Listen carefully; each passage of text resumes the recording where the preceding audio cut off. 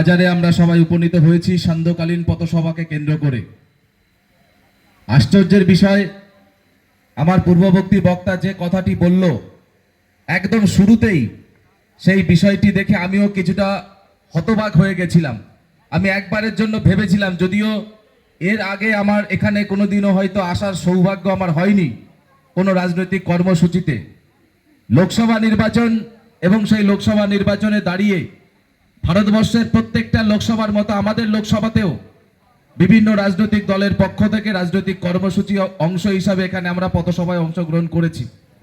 কিন্তু এই পশ্চিমবঙ্গে যখন দেখি আমরা সন্ধ্যার বেলায় কেউ বাড়িতে না থাকার কারণে সেখানে সেই বাড়িতে চুরি হচ্ছে, অনেকের বাড়ির জানলা ভেঙে চুরি করে নিয়ে যাচ্ছে, পুলিশ প্রশাসন সেখানে প্রোটেকশন দিতে ব্যর্থ।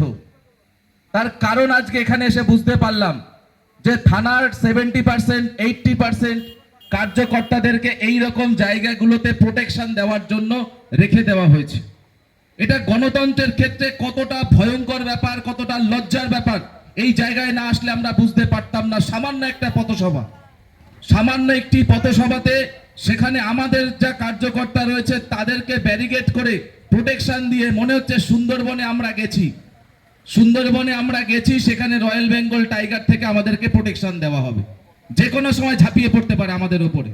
এই রকম পরিস্থিতি যদি পশ্চিমবাংলায় শাসক দল তৃণমূল কংগ্রেস করে থাকে, সেখানে তারা বলছে যে ভারতবর্ষে বিজেপি আসলে নাকি গণতন্ত্র উঠে যাবে।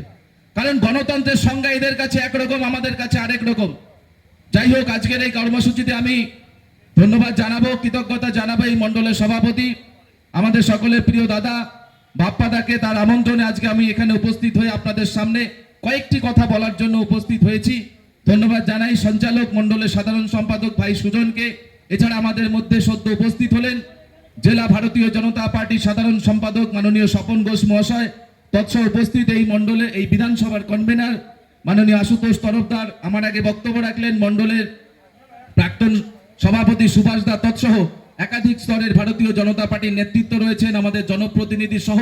আমার ভালো লাগছে যে এত প্রোডাকশনের মধ্যেও যে সমস্ত বিজেপির কার্যকর্তারা সমস্ত ভয়কে উপেক্ষা করে আপনারা এখানে বসে রয়েছেন, আপনাদের জন্য সবার আগে আমি একবার স্যালুট দিয়ে আমি আমার বক্তব্য শুরু করব।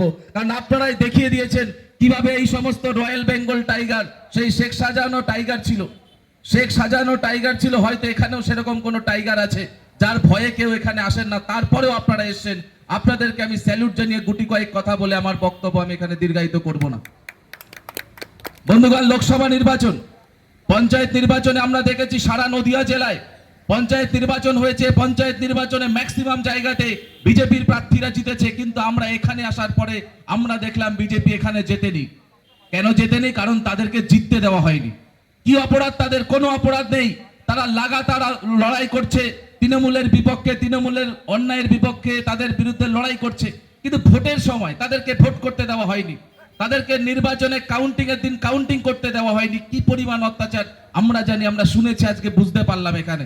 তা আপনাদেরকে আমি অবগত করতে চাই, এই লোকসভা নির্বাচনের মধ্য দিয়ে 2019-এ আপনারা ব্যাপক পরিমাণ এখান থেকে লিড দিয়েছেন।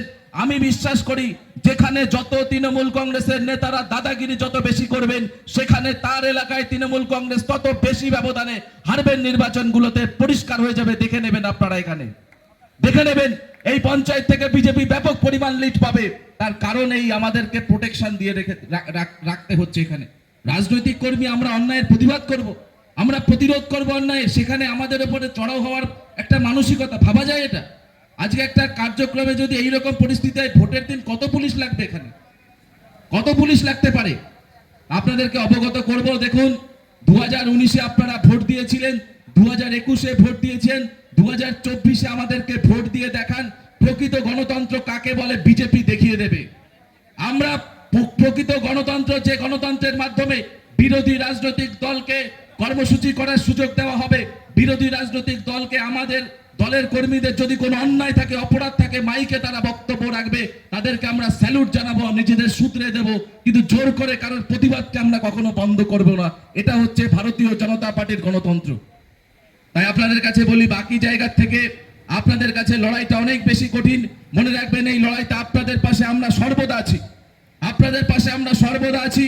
আপনারা শুধু মানুষের দ্বারে দ্বারে গিয়ে একটাই কথা বলবেন যে ভারতীয় জনতা পার্টি নিশ্চিতভাবে জিতবে এবং এই লোকসভা থেকে বিগত যে 19-এর লোকসভায় 2,34,000 তার ব্যবধানকেও ছাপিয়ে যাবে। বিধানসভায় এখানে আপনারা যে ভোটে বিজেপিকে জিতিয়েছিলেন সেখানেও দেখবেন তার থেকে আমরা এখানে ছাপিয়ে যাব। তারপর আপনাদেরকে পরিষেবা কাকে বলে আমরা বুঝিয়ে দেবো, মানুষকে কি পরিষেবা দিতে হয়। এইভাবে জোর করা হবে, এইভাবে জোর করা হবে।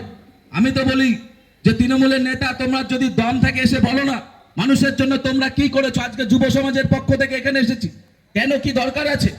আমাদের এই সময় ভবিষ্যৎ তৈরি করা দরকার।